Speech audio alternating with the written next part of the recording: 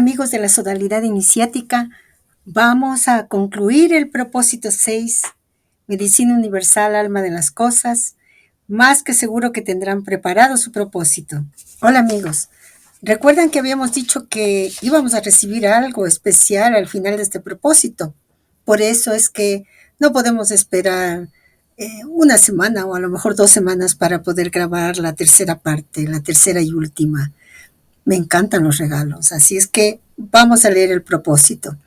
Se encontraron muchos templos que practicaban aquel ritual y hay ciertas iglesias católicas que se orientaron aún en idénticas prácticas.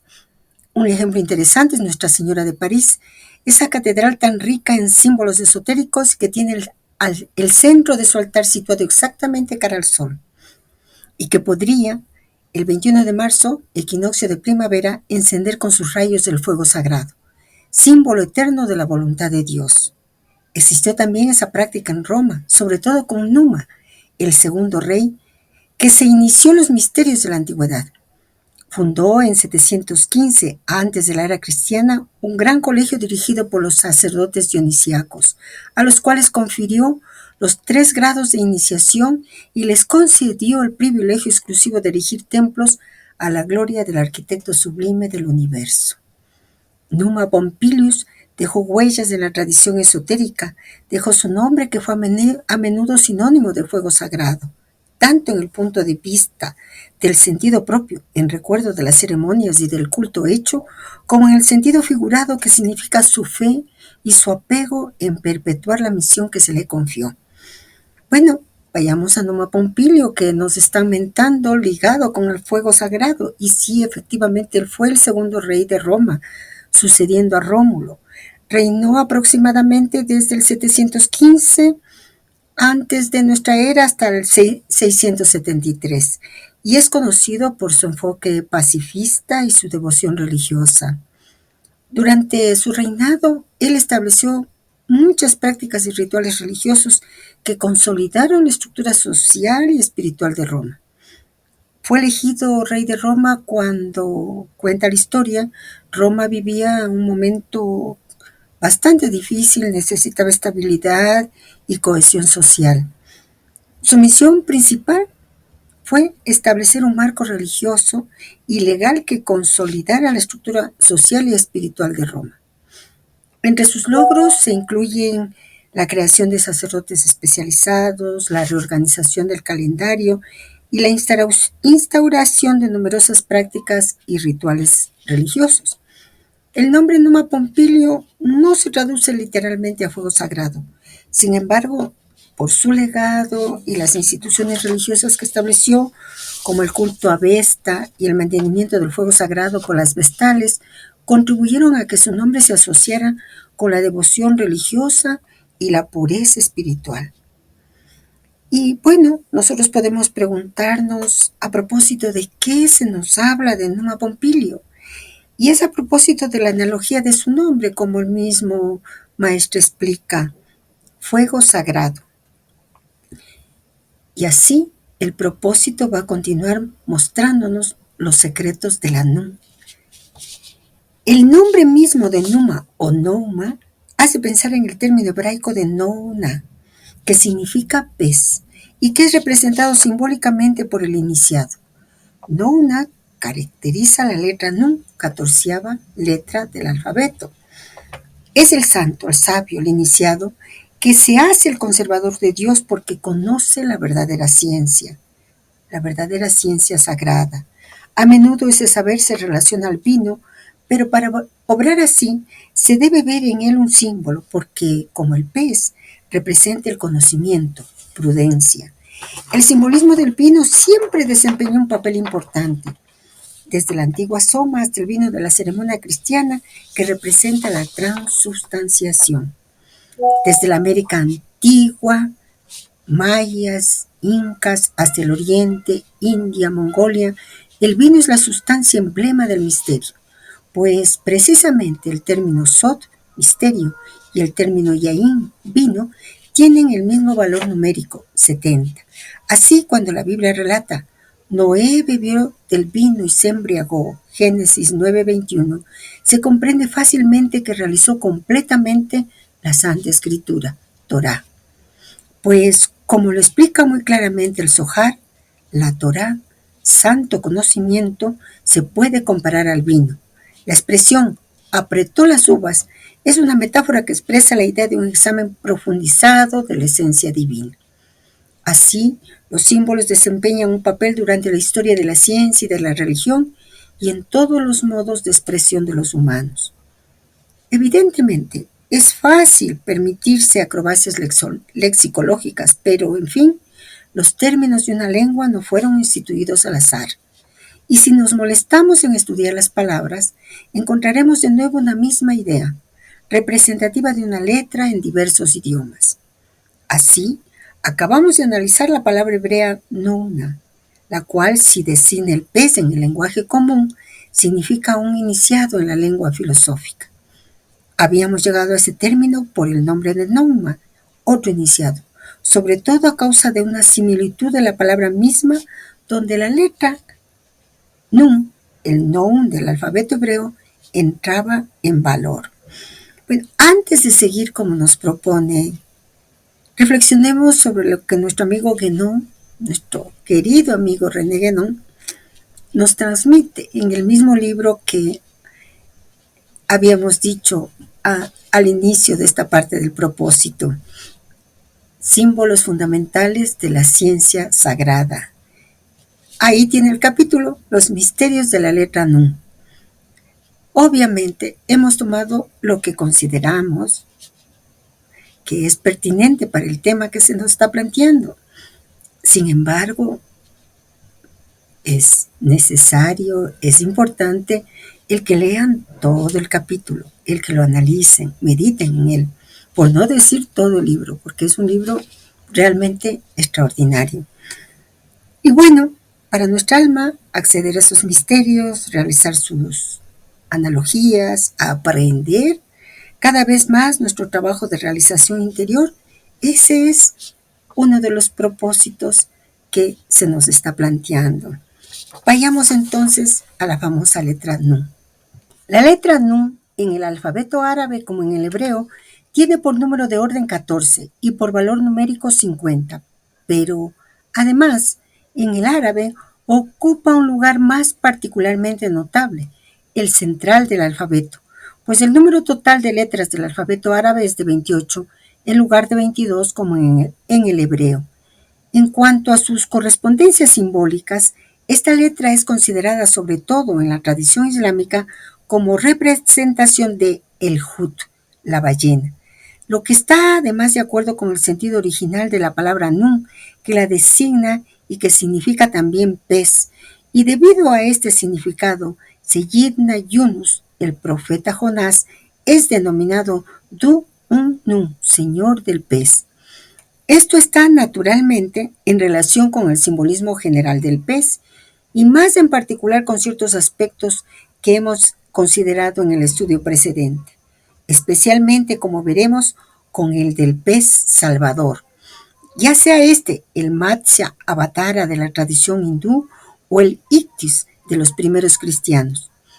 La ballena a este respecto desempeña también el mismo papel que en otras partes desempeña el delfín, y como este corresponde al signo zodiacal de Capricornio, en cuanto puerta solsticial que da acceso a la vía ascendente, pero quizás con el Matsya Avatara es más notable la similitud, como lo muestran las consideraciones derivadas de la forma de la letra Nun, sobre todo si se las relaciona con la historia bíblica del profeta Jonás.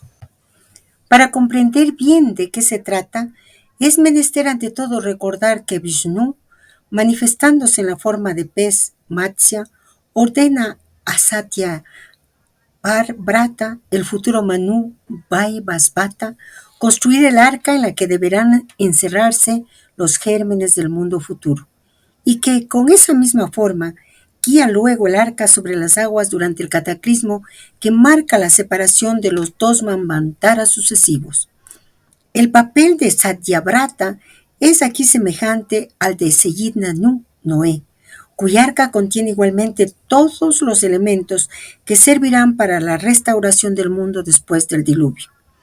Poco importa, por lo demás, que la aplicación efectuada sea diferente, en el sentido de que el diluvio bíblico, en su significación más inmediata, parece señalar el comienzo de un ciclo más restringido que el Manvantara.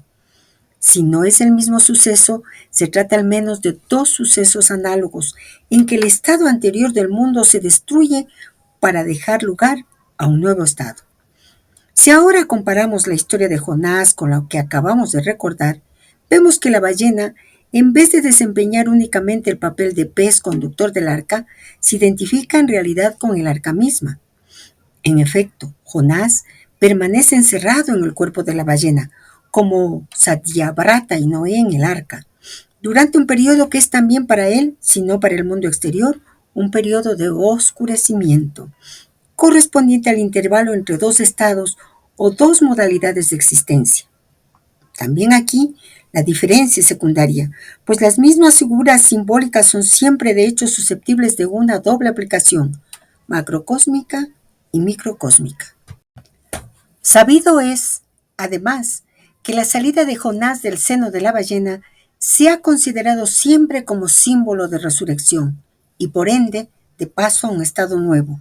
Y esto debe ponerse en relación, por otra parte, con el sentido de nacimiento que, en la cábala hebrea especialmente, se vincula con la letra Nun y debe entenderse en sentido espiritual como un nuevo nacimiento, es decir, como una regeneración del ser individual o cósmico.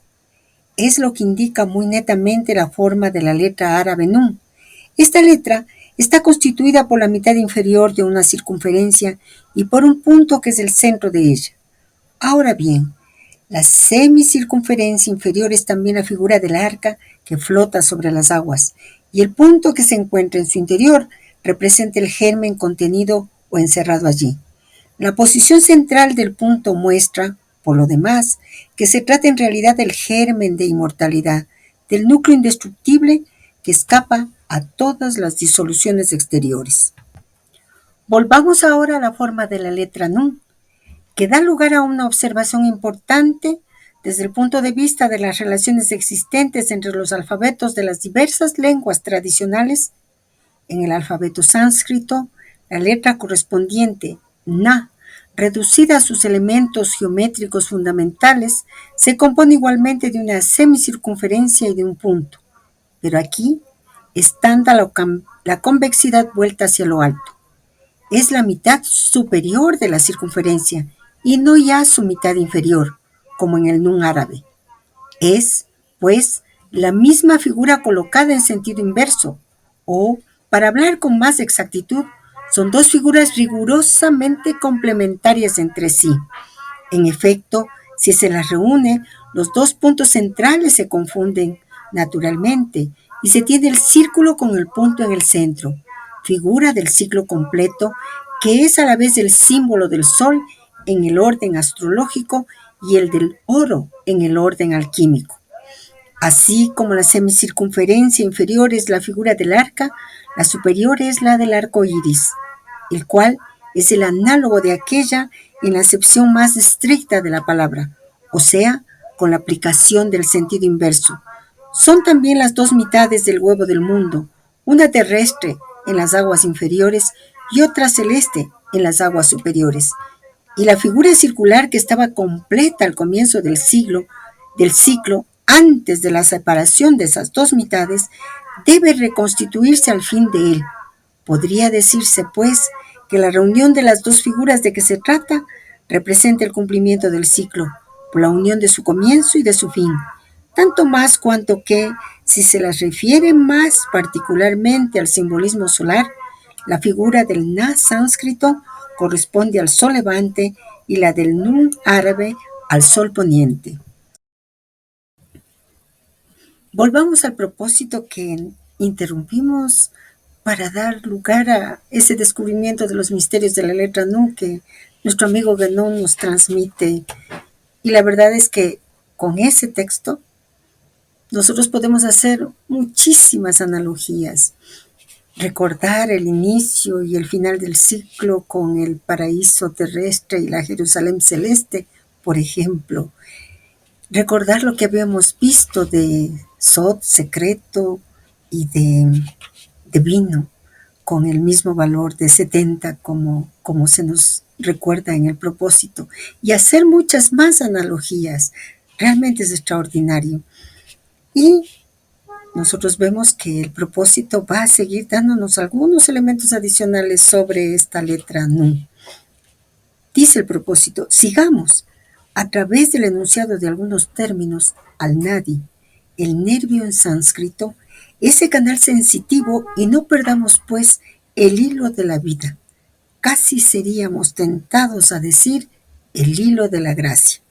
En fin, para comprender mejor, por ejemplo, el valor de esa letra Nu, será necesario aún hacer un esfuerzo de imaginación para extraer la quinta esencia de su significación esotérica, que une en diferentes lenguas un principio idéntico aún en diversos planos. Igenó ha unido esa Nun árabe con esa Na sánscrita, como el propósito está diciéndonos. Y bueno, la recomendación que se nos acaba de hacer es muy importante. Nos dicen, sigamos a través del enunciado de algunos términos al nadi, nervio en sánscrito, ese canal sensitivo, y no perdamos pues el hilo de la vida. Y entre paréntesis, casi seríamos tentados a decir el hilo de la gracia, pero nosotros ya estamos más despiertos, y por lo tanto ese casi implica que es el hilo de la gracia, es decir, el lazo, el kesher que hemos visto, que nos retiene al mundo celeste. Y ese lazo es el espíritus. El propósito mismo nos ha estado señalando de dónde viene la palabra espiral, llamado también el hilo de la gracia, Yehida, este vehículo divino, Shekinah. Entonces es necesario que recordemos lo que logramos conocer sobre estas palabras y su relación. Yehida es considerada la esencia más pura del alma, ¿se acuerdan? La quinta, la que Saban no nos dijo, pero que con el propósito hemos logrado alcanzar esa comprensión, donde no hay separación entre el individuo y lo divino. Es el punto de conexión más íntimo y profundo con Dios, simbolizando la unidad y la gracia divina. Yehida nos dice el propósito es el equivalente de Sutratma en sánscrito. Nos dijeron, es cierto, y nosotros pudimos comprender que siendo el hilo del alma o cordón del alma, es la conexión interna y sutil que une esta alma individual, la de cada uno de nosotros, con el alma universal o el espíritu divino. Nos dijeron algo más sobre la Yehida, aquel término hebraico que designa el alma de las cosas. Por tanto, el alma de las cosas es esa conexión espiritual y la unión con lo divino. Podemos hacer otra analogía cuando se insinúa nadi, el nervio en sánscrito, ese canal sensitivo. Y no perdamos, pues, el hilo de la vida. Casi seríamos tentados a decir el hilo de la gracia, pero nosotros estamos despiertos y logramos captar todo lo que se nos está transmitiendo. Entonces, Yehida, Sutratma, Nadi, es la esencia pura del alma, es la conexión interna y sutil que une el alma individual con el alma universal. Es el canal sensitivo, el hilo de la vida, el hilo de la gracia. Volvamos al propósito, luego de que nuestra alma comprende toda esta maravilla. Nos dicen, es Newton quien anuncia, todo pasa como si la materia atrajese a la materia en razón directa de la masa y en razón inversa del cuadrado de las distancias. El enunciado de Newton es la ley de la gravitación universal. Y esta ley, nosotros sabemos por nuestros estudios en el colegio, que al menos a mí me costó tanto esfuerzo, establece que cada partícula de materia en el universo atrae a cada otra partícula con una fuerza que es proporcional al producto de sus masas e inversamente proporcional al cuadrado de las distancias. ¿Qué nos muestra al plantearnos la ley de la gravitación universal? Inmediatamente después de hablarnos de que Sher que nos mantiene unidos con el mundo celeste. En mí ha quedado como pregunta, pero como mi alma es audaz y atrevida, me atrevería a solo cambiar una cosita. Si es que no hay diferencia entre materia y energía, todo pasa como si materia y energía trajese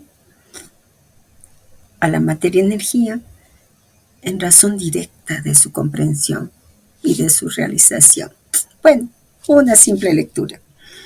Volvamos al propósito. Los rayos N son el producto de una fuerza que existe en la naturaleza entera, pero que se desarrolla particularmente en el ser humano, durante la actividad de los nervios y de los músculos.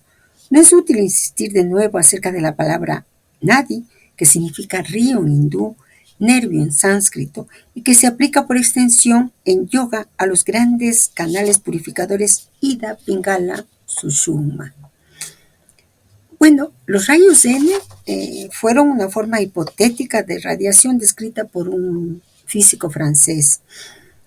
Ustedes comprenderán que me resulta difícil pronunciar los nombres de extranjeros, así es que paso por alto ese nombre.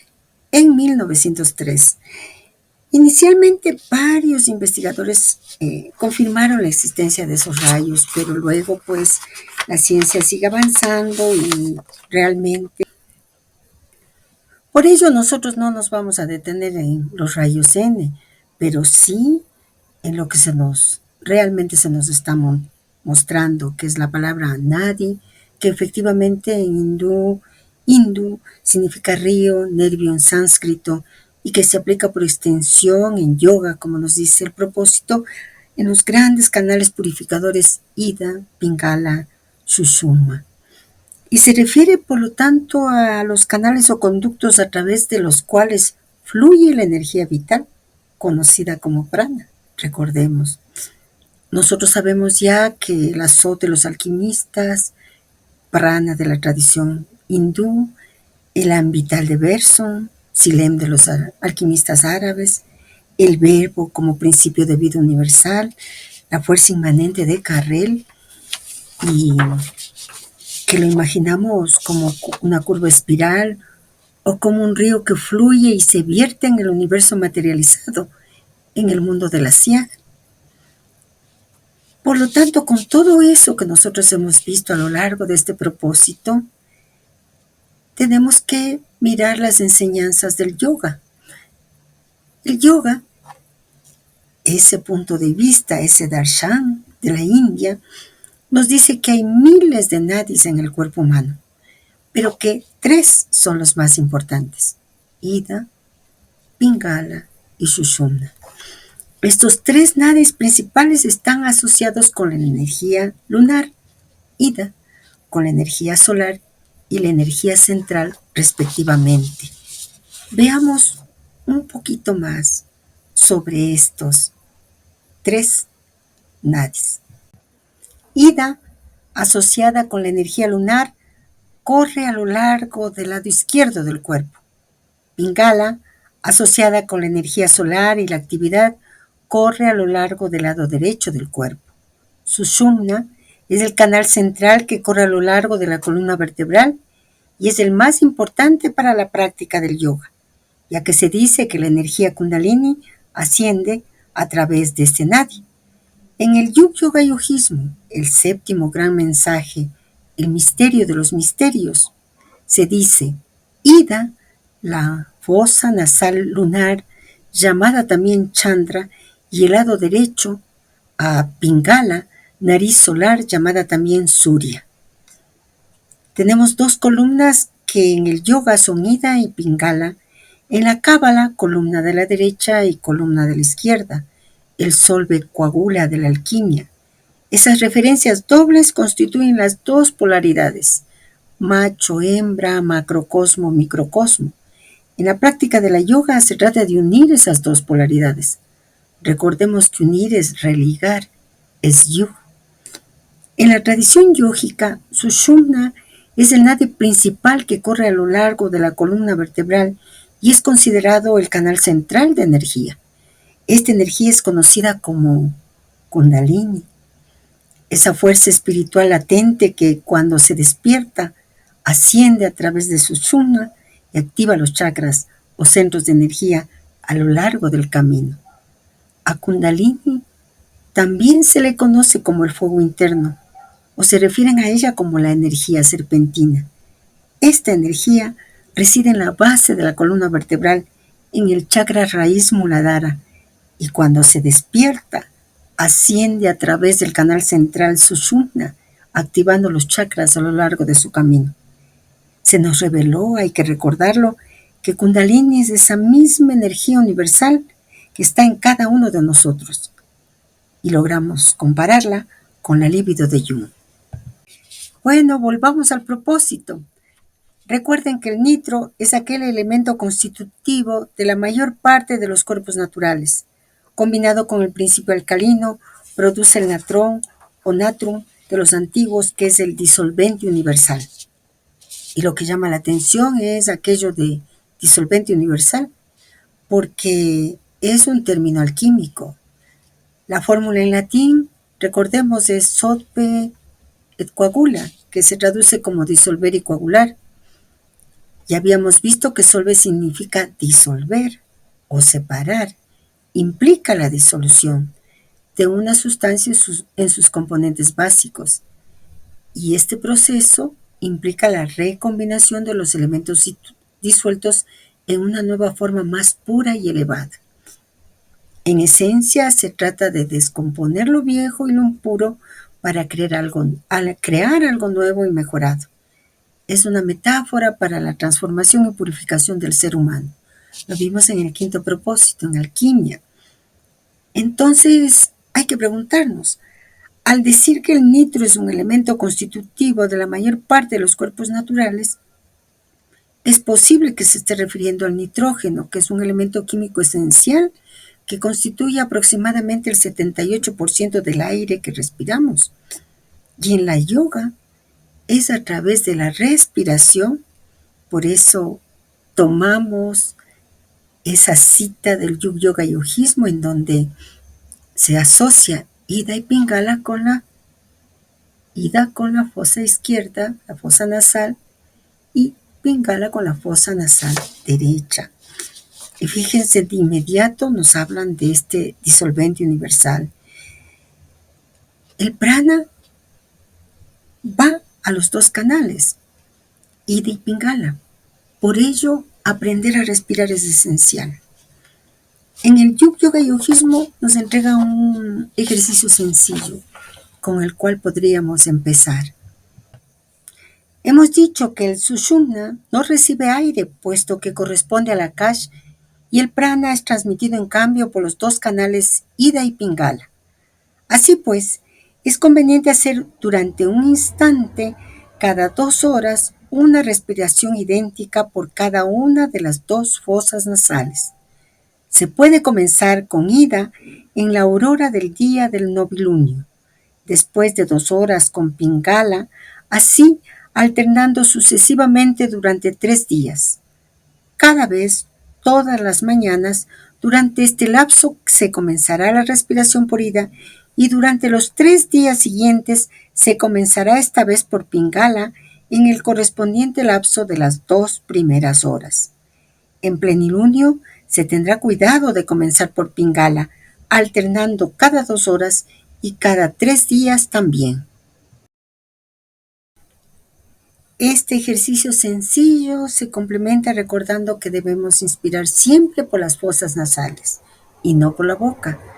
Inclusive la neurociencia, como vimos en uno de los primeros propósitos, nos habla de la importancia de respirar de esa manera.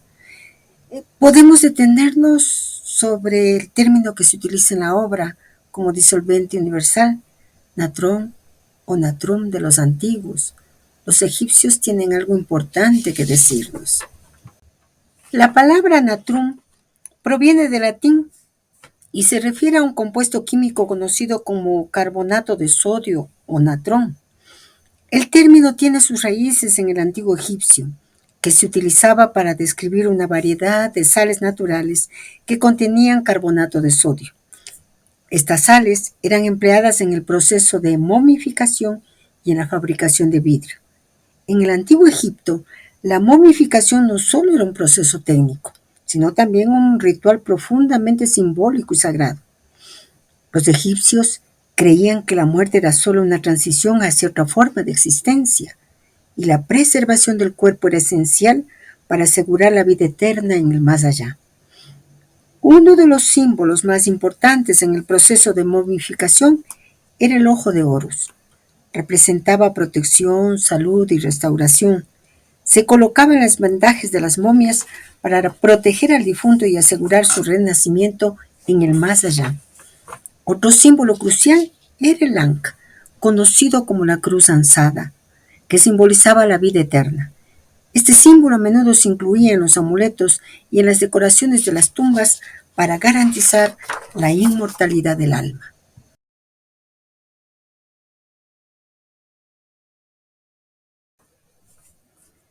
Víctor Madrid, ese buen amigo de la sodalidad iniciática que he mentado varias veces, en una de las meditaciones nos hizo ver que la cruz ansada está formada por una tau, la última letra del alefato, coronada por un círculo. El cuaternario es la primera fase del conocimiento, pero luego este cuaternario es coronado por la circunferencia.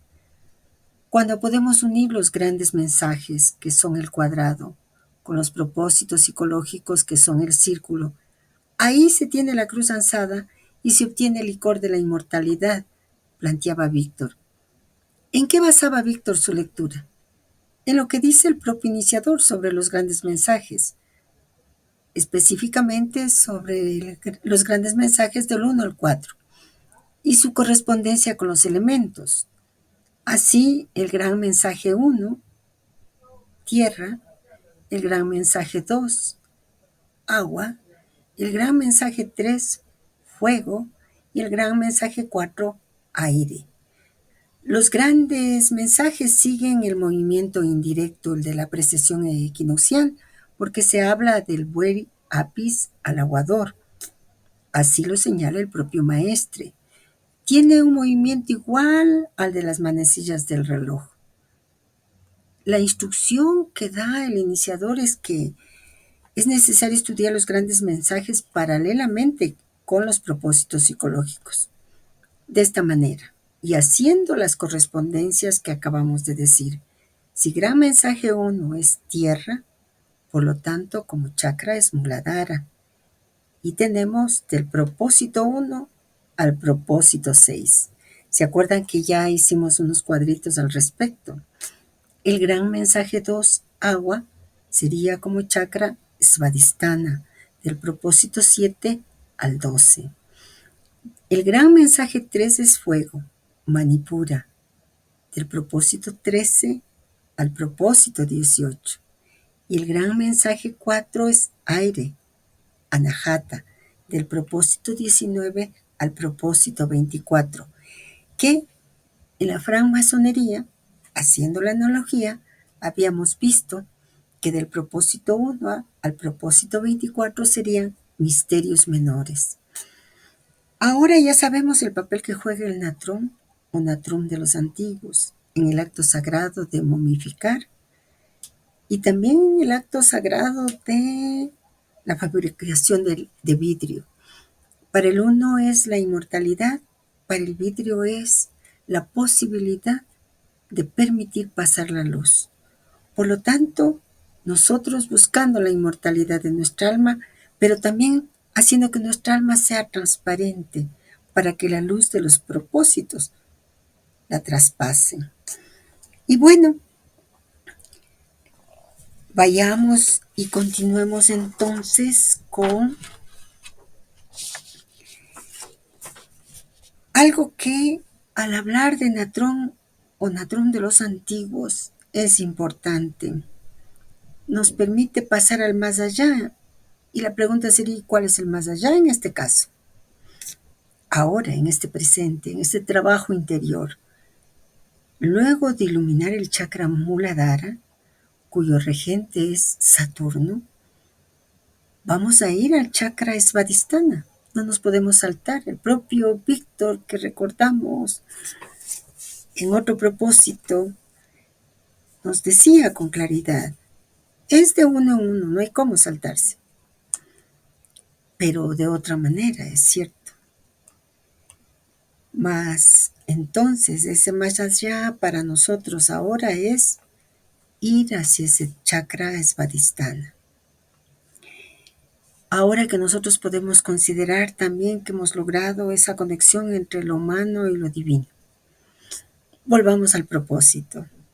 Nous es la parte puramente racional, es la esfera de la inteligencia y que Platón confirma que es una de las tres partes de la personalidad psíquica humana. Con el tumus, el epitumia, el nous, forma el psico. Bueno, Platón divide el alma humana en tres partes principales. Escuchemos un poquito sobre ello.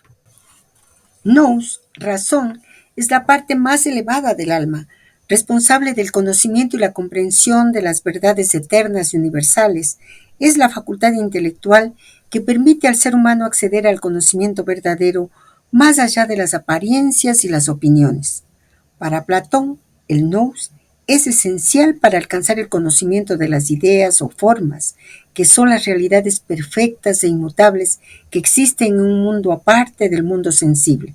A través del nous podemos contemplar esas ideas y entender la verdadera naturaleza de la realidad. Timos, espíritu o voluntad. Esta parte del alma está relacionada con las emociones, el coraje y la ambición.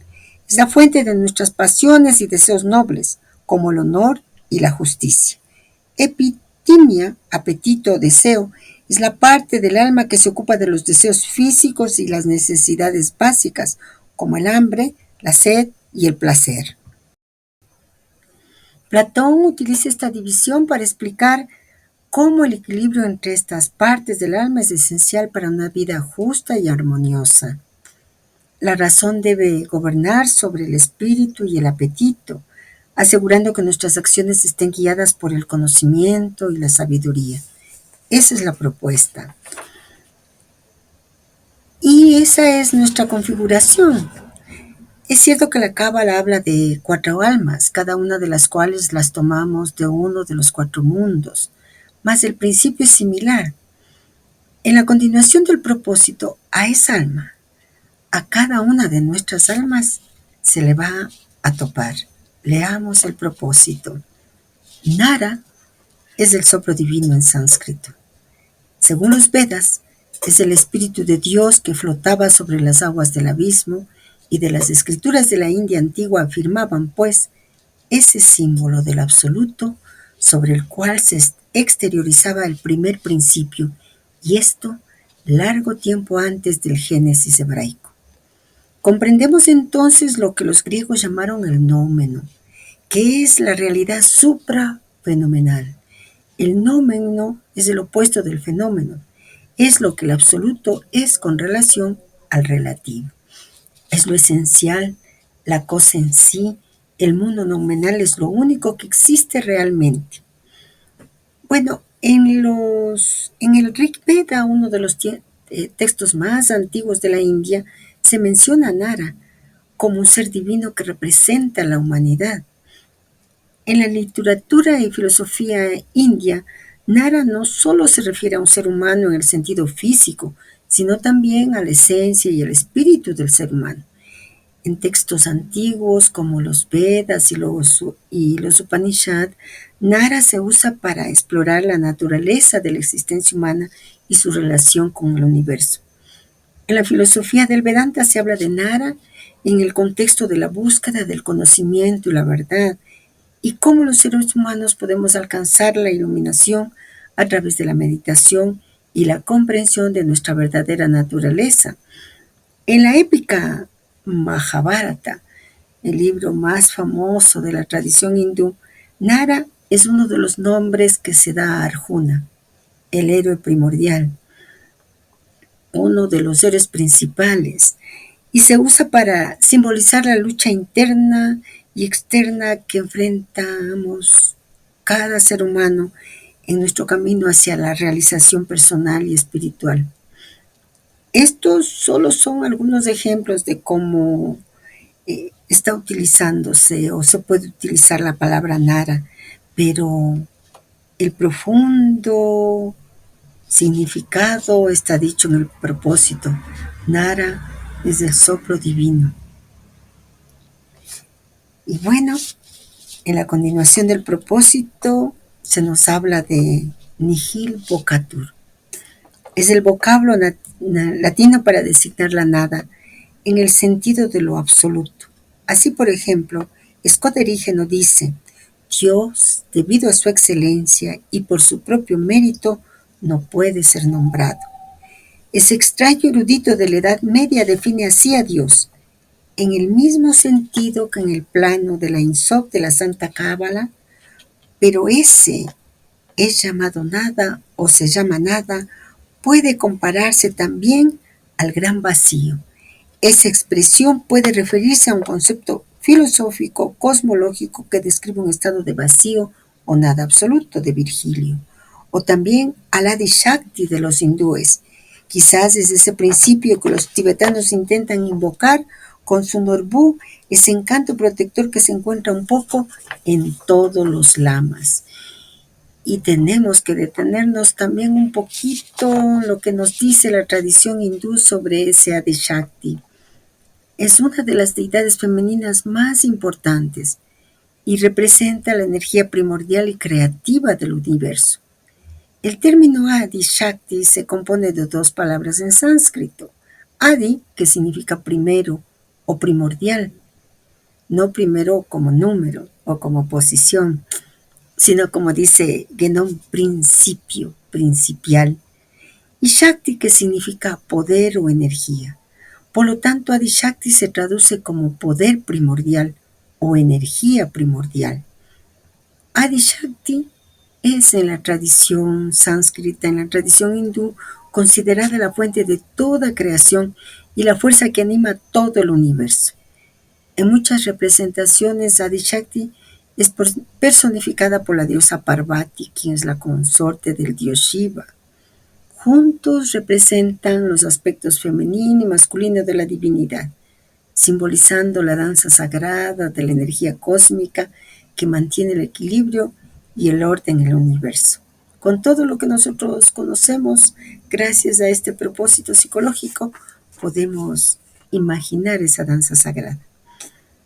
Entonces nosotros podemos ver que nos llevan a Nara de los Vedas, al Nómeno de Platón, al Nihil Vocatur, es decir, ese nada latino, al gran vacío de Virgilio, al Adi Shakti de los hindúes, y todos ellos asimilados a la Insop de la Santa Cábala.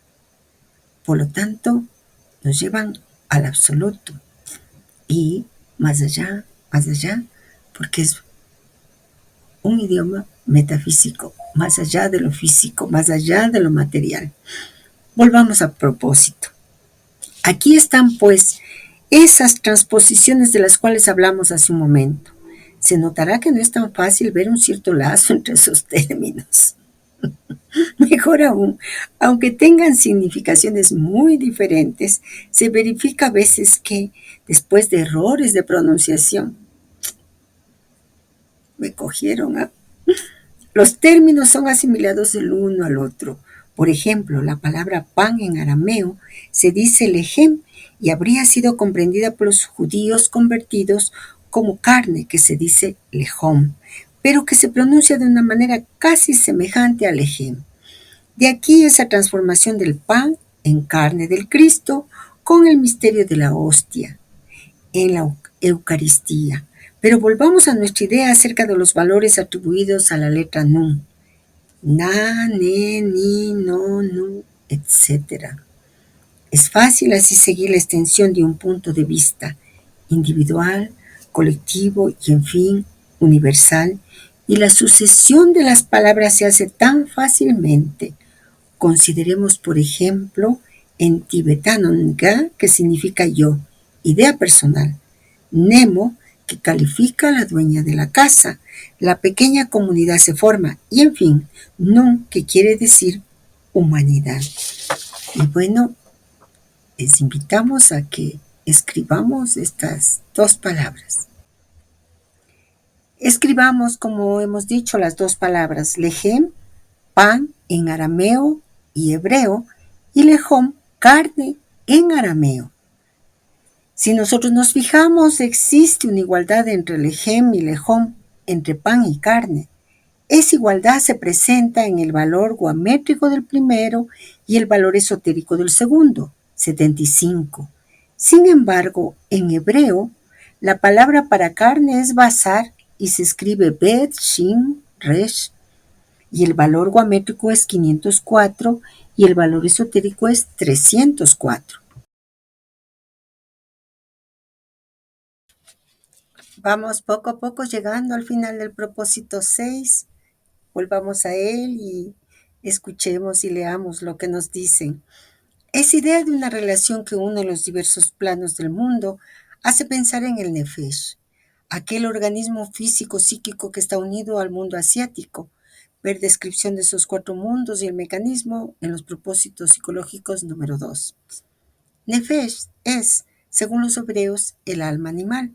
Es el resultado del principio instintivo que el hombre logra del mundo en acción. En el plano físico, Nefesh está asimilado a la sangre. De aquí este orden muchas veces repetido en la Biblia de no comer la carne animal, porque sería comer el alma. Que te esfuerces a no comer sangre, porque es el alma, dice el Deuteronomio 12:23. La sangre es pues el Nefesh, materializado, y la acción es doble, física y psíquica, y así se prueba exacto el axioma, tantas veces repetido que nuestros actos en el mundo material tienen una repercusión en el mundo psíquico. Lo que Leibniz define por el alma expresa el cuerpo y el cuerpo expresa el alma. Es a causa del nefesh humano alterado por el nefesh animal, absorbiendo carne cocida o cruda, que el hombre pierde su característica humana y en cierto modo se animaliza y no puede pretender ya pertenecer al pueblo humano, a su pueblo. Así explica la Biblia Levítico 7:27. Cualquier persona que comiera alguna sangre, el alma pues, la tal persona será cortada de sus pueblos. Y a fin de insistir sobre el orden, el capítulo 17 de Levítico, versículos 10 y 11 explica que no se aplica únicamente esa regla a los hombres de la casa de Israel, sino a todos. Es realidad. Nefesh es la parte metafísica superior del animal y la porción metafísica del ser humano. Así pueden reunirse, aún en reinos diferentes, y tener una influencia recíproca. Esa unión entre el físico y el psíquico será efectuada por Ruach, entre el psíquico y el intelecto, por Neshamah, entre el intelecto y el espíritu, que es caracterizado por Hayak. En fin, Nefesh es el alma viviente y todas las almas forman una unidad, gracias a la Shekinah, pero es en el mundo inferior que parecen partirse. Bueno, la propuesta sería que escribamos las dos palabras. Hemos escrito Nefesh, cuerpo físico psíquico, como dice el propósito, y Dam, sangre. Recordemos un mecanismo importante que nos va a permitir comprender a qué se refiere la obra. Dam, sangre. Su valor se obtiene de Adam, del cual se nos dijo, Adam consta de Alep. Alep igual alma, soplo de vida, y Dam, sangre, cuerpo. Y ese primer elemento de vida humana materializada está bien compuesto de un fluido astral, psiquicón, y de una materia física, somaticón. Adam es el hombre primordial, primer generador y a la vez mundo fenomenal y numenal. En el Yoga Yogismo, ese gran mensaje séptimo, el misterio de los misterios, nos dice: toda cosa que se mueva, cualquiera que sea, a vosotros su existencia será para alimento del mismo modo que la verde hierba. Yo os he dado todo en conjunto, pero la forma corporal que tenga la homogeneidad de su alma, de esa no consumiréis. Moisés, por boca del Eterno, prohíbe pues claramente alimentarse de la sustancia corporal cuya alma lleva en sí la similitud a la carne del hombre. En samaritano, la frase enseña pues a no alimentarse de la sustancia animal que se equipara al hombre universal. El hombre universal, Adam Capmón, o el primer generador, Víctor Madrid, ese amigo de la sodalidad iniciática, hizo una lectura maravillosa de esta prohibición. Al preguntarse frente al texto la homogeneidad de su alma, ¿qué es esa homogeneidad? Y él dijo, y él pensó, y él meditó. El texto traduce como sangre, dam, dalet, men. Si vemos químicamente, el núcleo de la clorofila es el cobre, verde, mientras que el núcleo de la hemoglobina, que es el rojo de la sangre, es hierro, rojo. ¿Qué palabra se construye con dam, dalet, men? Si se añade un aleph, se tiene Adam. Lo acabamos de ver.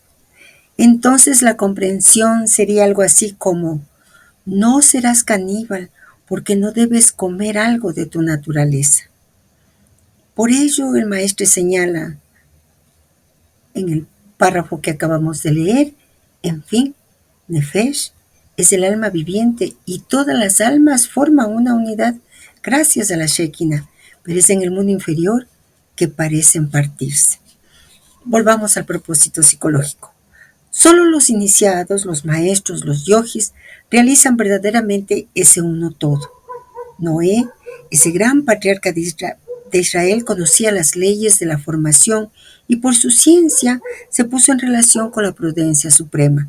Y así llegó a ser el colaborador de Dios, haciéndose el observador de las fórmulas, de las formas de la naturaleza durante el periodo del Tohu Bohu.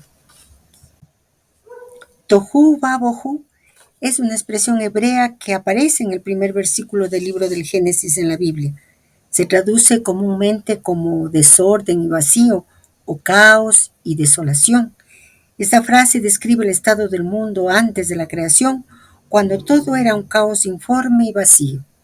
Tohu se refiere a un estado de confusión o desorden, mientras que Bohu se refiere a un vacío o desolación.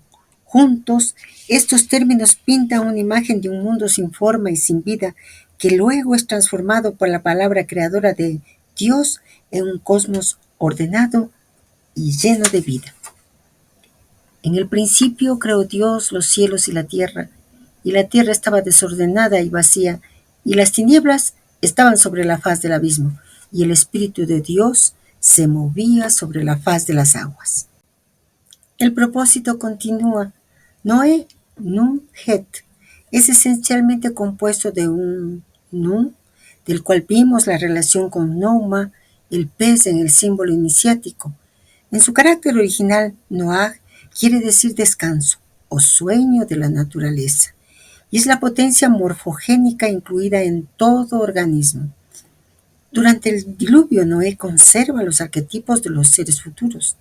Es el símbolo del estado virtual, la función generatriz de toda vida animal en sus manifestaciones. Efectivamente, en hebreo Noé se escribe con Nun y con Het. Nun, cuyo valor es 50, y Het 8, en términos, en valores geométricos nos da 58, y en valores esotéricos para Nun 36 y Het 12 nos da 48. Y se deriva de la raíz hebrea Noah, que significa descansar o consolación, así que el nombre de Noé puede interpretarse como descanso o consolador. En el contexto bíblico, Noé trajo consuelo y alivio a la humanidad para salvarla del diluvio.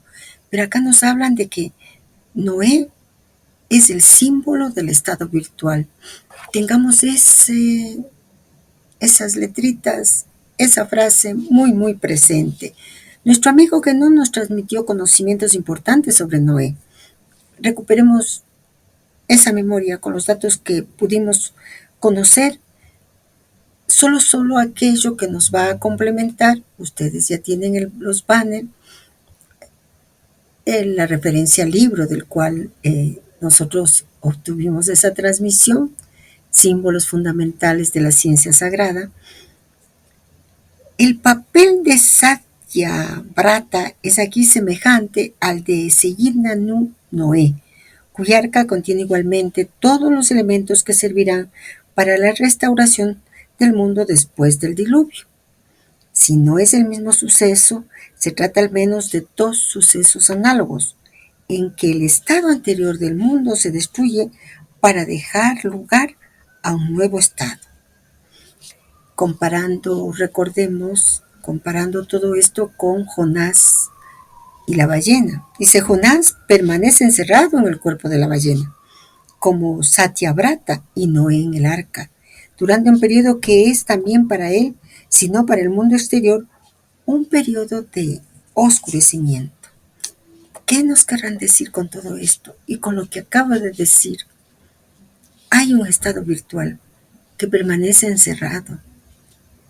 Y Noé, como dice, es la potencia morfogénica incluida en todo organismo.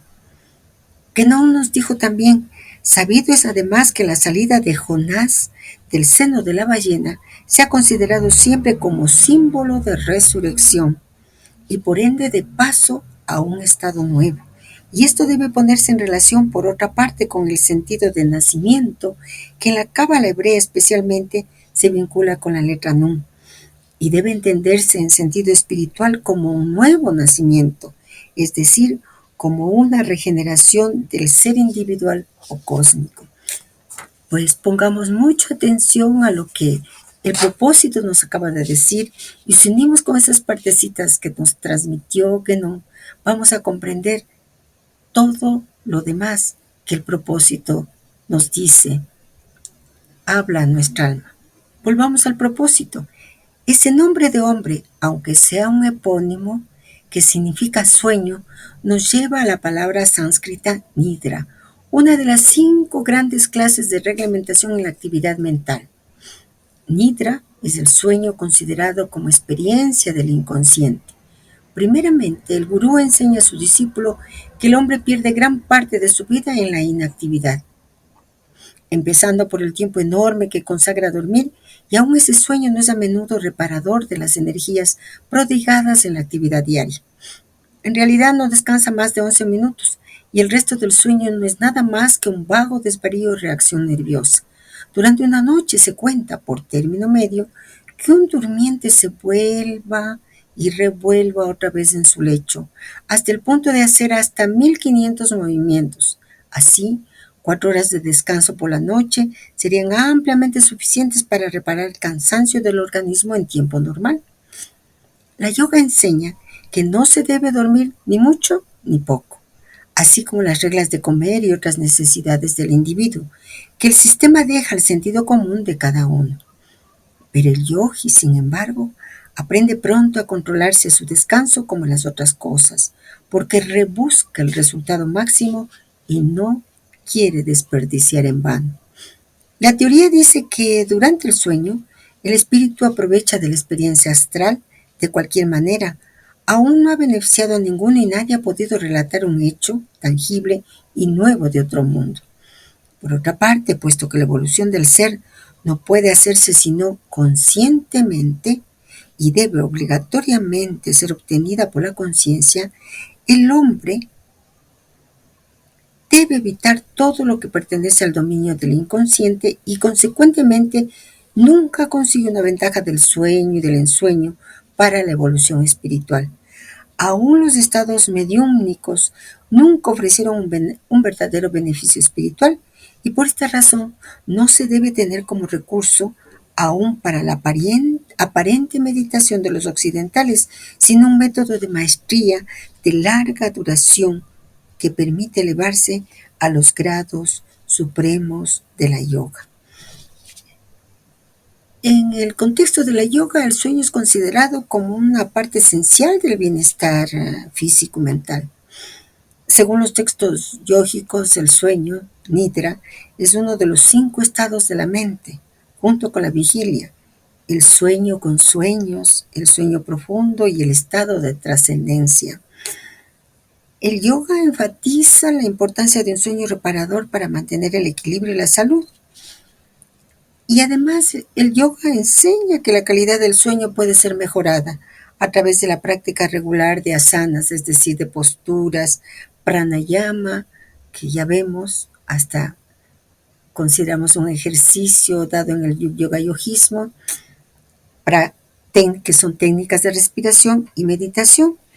Estas prácticas ayudan a calmar la mente, reducir el estrés y equilibrar el sistema nervioso, lo que facilita para obtener un sueño más profundo. Por lo tanto, ¿por qué se nos está planteando este asunto del sueño en medio de todo lo que se nos ha manifestado? Cierto que en sánscrito empieza con la famosa nidra, pero hay algo más. Y ese algo más lo vamos a entender en las páginas finales del propósito. Así es que volvamos a él y leamos. En realidad, la rebusca de una medicina universal debe dirigirse menos hacia los productos que existen para curar el organismo desequilibrado que al analizar los principios superiores con los cuales podríamos lograr naturalmente y por vía directa una medicina real, completa, eficaz y valedera en todos los planos y en todos los casos. Ciertamente hay reglas de higiene que son siempre válidas, aunque se debería insistir acerca de la higiene mental, a saber, un espíritu puro, sin celos, codicia o idea de perjudicar a su prójimo. Se debería volver a un método más sano de vida, aprender a beber, comer, descansar, trabajar y divertirse con justas medidas y sobre todo aprender de nuevo a respirar. Porque si podemos quedarnos semanas sin comer y aproximadamente 30 horas sin beber, es muy difícil quedarse algunos minutos sin aire. Es pues muy importante conseguir el máximo de esta función que desempeña un papel importantísimo en el organismo. Se debería, en fin, leer de nuevo con más interés las obras antiguas que enseñan que el hombre podría aprovechar mucho más las cosas que están a su disposición en la naturaleza. Los 2000 remedios dictados en 52 volúmenes por Pun Suakan Mu, las obras de Plinio, como por ejemplo Historia Natural o aún la Historia de las Plantas de Heresius y los 10 volúmenes derivados de Aristóteles, son otras tantas informaciones preciosas que se desdeñan a menudo. Debemos citar también las afinidades de los minerales y de los planetas de Agripa y de la clavícula de Raymond Lull, que escribe acerca de la sabiduría filosófica o filosofía de la sabiduría, de la conservación de la vida, y en fin, las obras de Paracelso y tantas otras. Sin embargo, a pesar de todo ese conocimiento técnico, queda un elemento indispensable en el remedio, el alma de las cosas, excluyendo esos remedios un principio. Ese principio no es un producto que pertenece a un reino cualquiera, sino una sustancia invisible que existe por todas partes y siempre y que fue el objeto de todas las búsquedas. Aparece bajo nombres diferentes y en cada investigación acerca del ser como siendo una fuerza vital, la energía propia del hombre, la trascendencia, el poder del espíritu. Es aquella grande X que une lo humano a lo divino. Y cuando se realiza esa unión, es la iluminación del ser que llega a ser el Dios hombre y su vibración permite alcanzar la conciencia universal hasta su reintegración en el absoluto. Fue simbolizado ese principio en todas las culturas y es el emblema de todas las filosofías herméticas. Es más visible en el sistema yoga porque todo el método mismo de la realización está construido alrededor de esa simbólica serpiente sagrada, Kundalini. Kundalini es esa diosa que representa el canal más sutil del ser, enrollada en forma de espiral. Recuerden la comparación que hicimos antes entre la espiral y el espíritu. Esa energía vital estaría situada simbólicamente en la base de la columna vertebral. Es allí donde se hubiera adormecido Kundalini y que, una vez puesto en movimiento, él se despliega sobre 3 espirales y medio. Vendría a iluminar los chakras a medida de su paso hasta poner en acción el loto con los 1000 pétalos. emanación de la glándula pineal, y toma por fin el Brahma Loka, camino de donde venimos y a donde volvemos, es decir, la vía de Dios. Es gracias a su Shakti, energía dominada, que el yogi puede así poner el Kundalini en marcha, lo que se hace, por otra parte, a continuación de numerosas disciplinas para controlar el prana, principio sutil de todas las cosas, aire elementario, quinta esencia. Esa super prana que eleva el Kundalini de los yogis es conocido entre los cristianos bajo el nombre de Fohat, aquel fuego astral que puede vitalizar el cuerpo físico, como fue el caso de Cristo Jesús en su ascensión. El Maestre subió su aura y su atma, y fue llevado arriba al cielo. Es evidente que se debe comprenderlo en el plano de la abstracción. Es, sobre todo, un grado de conciencia, así como el Elías Artistas de los Rosacruces o el Emet de los Hebreos.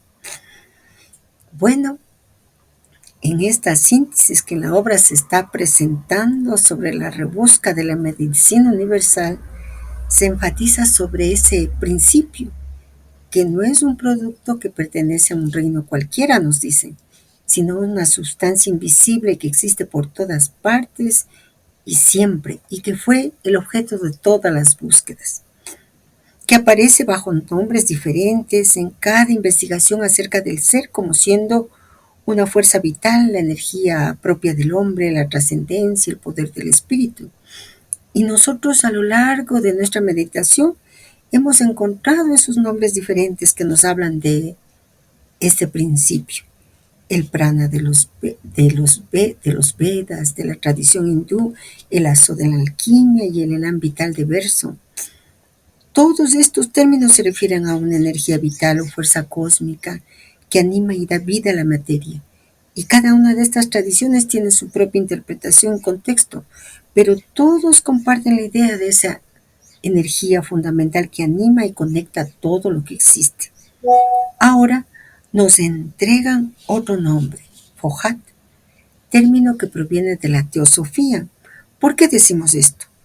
Porque la teosofía describe a Fohat como la energía cósmica o el fuego astral que anima y electrifica cada átomo de vida. Es considerado el principio activo y dinámico que conecta la ideación cósmica, la mente universal, con la manifestación física.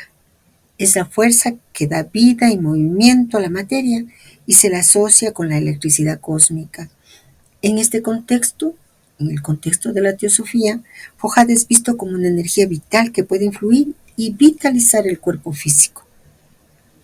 Hablemos un poquito de Elías Artista, de los Rosacruces y el Emet de los Hebreos, sin olvidarnos que todos esos nombres se están refiriendo a un grado de conciencia, como acaba de decirnos el propósito psicológico.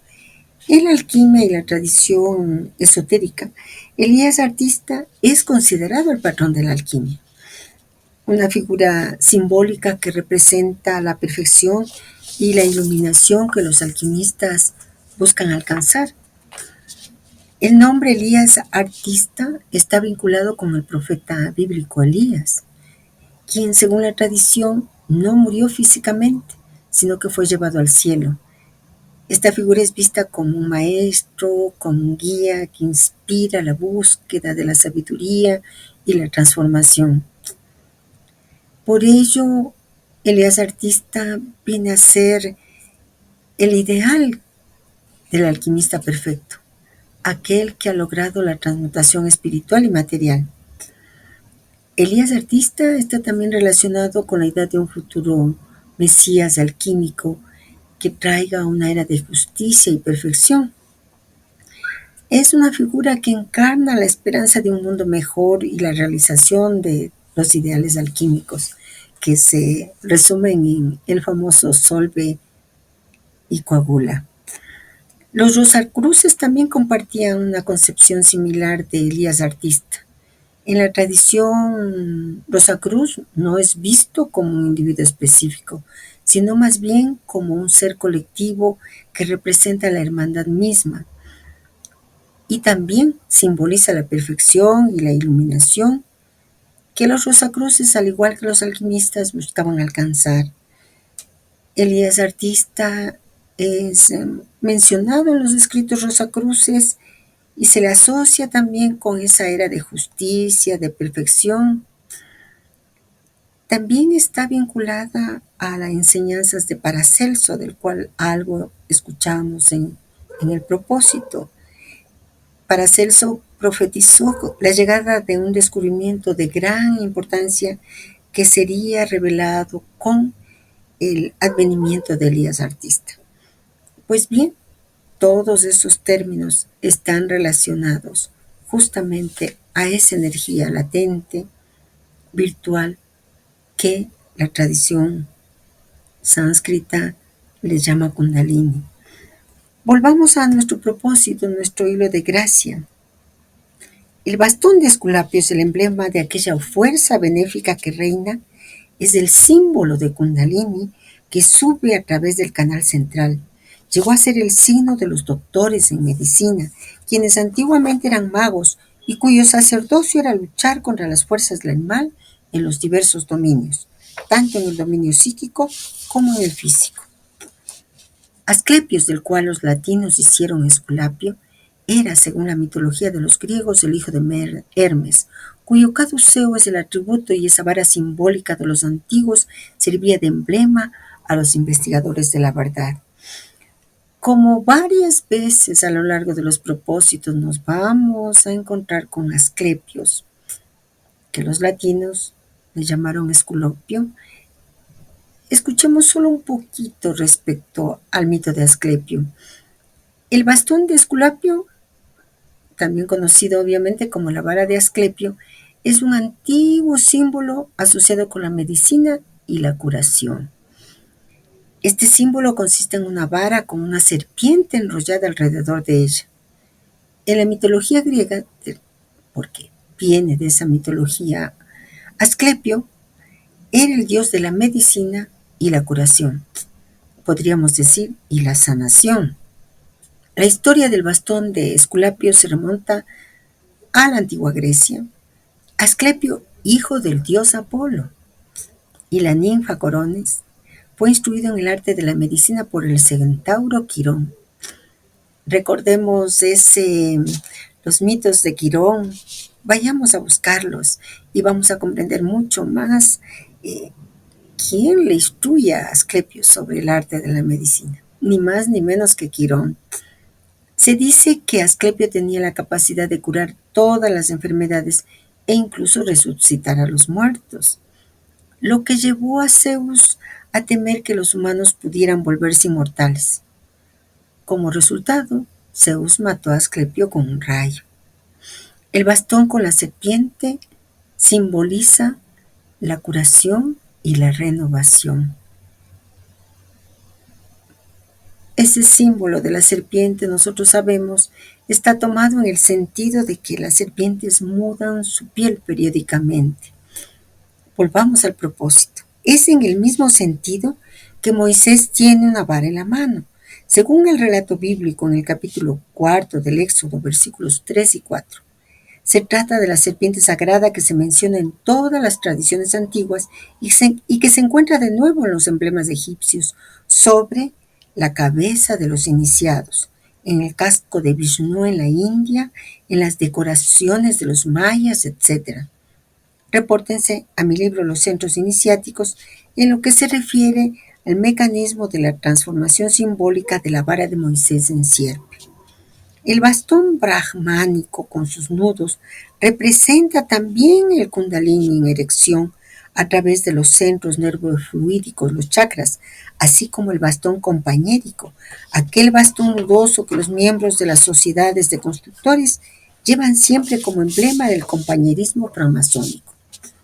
La Zara es aquel bastón con clavos de oro que poseen los gitanos y que tiene siempre su razón iniciática, al mismo título que el báculo de los prelados de la Iglesia Católica, que se adornan de este atributo en señal de su poder que se materializa por el grado místico que alcanzaron. El bordón es el bastón de los peregrinos de Santiago, aquel sitio de peregrinaje importante donde los devotos venían desde los lugares más remotos de Europa y se les reconocía gracias a ese bastón simbólico, así como la concha, equivalente a la lanza, y el vaso de los caballeros del Santo Graal. La peregrinación de Santiago de Compostela en España inició la construcción de numerosos caminos que vienen aún de los países escandinavos. El bordón no solo representa geográficamente la peregrinación, sino también el camino espiritual que se había recorrido, la subida en sí misma de la fuerza mística. Es algo como las 7 ciudades sagradas de la India, las cuales se deben recorrer al mismo tiempo que se debe desarrollar la iluminación de los 7 chakras. Los centros de poder físico, psíquico, que como ya lo vimos, están igualmente representados por los 7 manantiales sagrados alrededor del monte Kailas, que se alza como la cumbre y en el cual se hubiera erigido el Kundalini del mundo. Lao Tse, Confucio, Gautama, Moisés, Jesús, Sócrates, Apolonius de Tiana, Paracelsus y todos los verdaderos iniciados, los que alcanzaron la verdadera ciencia, captaron sus conocimientos en el curso de sus constantes peregrinaciones. Pero estas peregrinaciones deben acompañarse de un trayecto interno, porque es en nosotros que se encuentra esa medicina universal.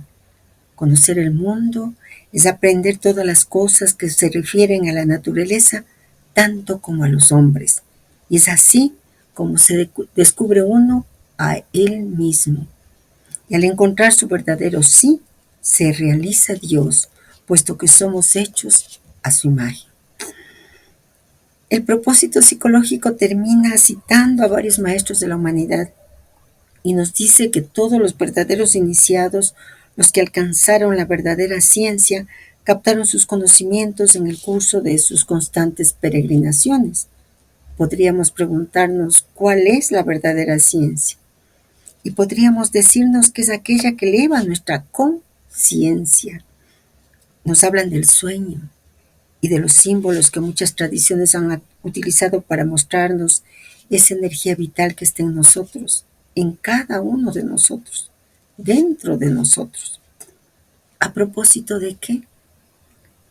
A propósito de decirnos que esa energía interior que la tradición sánscrita le llama Kundalini y Jung la reconoce como la libido, que esa energía interior que está enroscada 3,5 veces en el chakra Muladhara y que el yogi debe despertar, dado que está dormida. Por eso nos hablan del sueño. ¿La hemos despertado? Sí, realmente la hemos despertado. Porque esta peregrinación desde el propósito 1 hasta el propósito 6 la hemos acompañado de un trayecto interno y hemos realizado que en nosotros se encuentra esa medicina universal.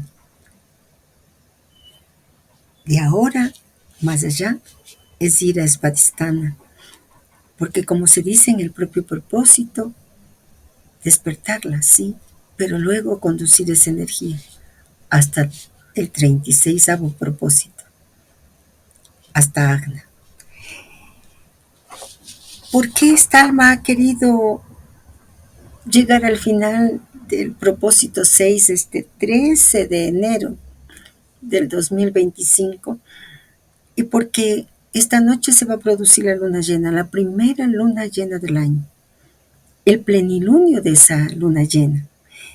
Y para la astrología, la luna llena es vista como la obtención de los frutos que se ha sembrado. Y nosotros sembramos esos frutos en el primer propósito. Entramos como un dios, como Siris, hemos sido despedazados, hemos tratado de obtener esa conciencia, hemos logrado un montón de conocimiento, cierto, pero ese no es el objetivo, sino para despertarla. Así es que estamos obteniendo ese fruto y podemos continuar en el próximo propósito. Este propósito 6 fue publicado en agosto de 1956. Nos vemos pronto. Un abrazo enorme mientras tanto.